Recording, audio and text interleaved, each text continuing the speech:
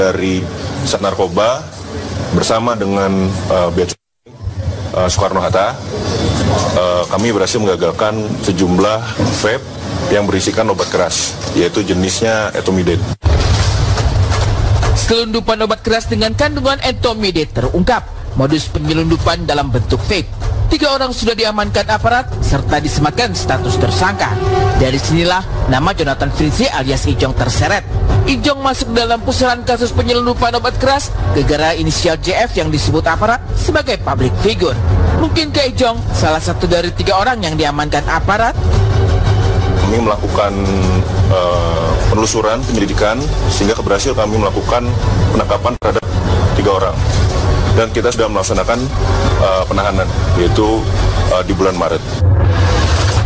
Nama Ijong tersangkut kasus obat keras kian ramai diperbincangkan. Ragam spekulasi mencuat, disertai kabar berita perihal etomidate yang termasuk dalam golongan narkotika.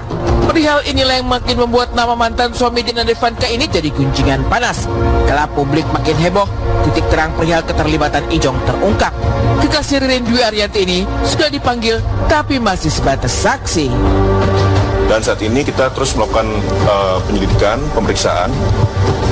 Dan dari hasil keterangan mereka bertiga serta alat bukti yang lainnya, kita memang membutuhkan keterangan dari salah satu orang lainnya, yaitu inisial JF.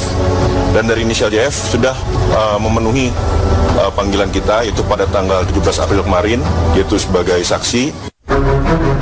Sekali dipanggil untuk dimintai keterangan, akankah Ijong berpotensi ditetapkan sebagai tersangka? Tentang ini memang tidak mudah.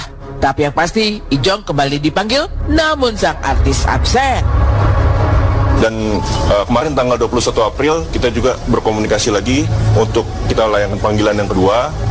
Namun dari pihak PH-nya menyatakan bahwa saudara JF sakit dan harus dilaksanakan dirawat di rumah sakit. Hingga sampai saat ini kita masih menunggu dari pihak JF serta PH-nya.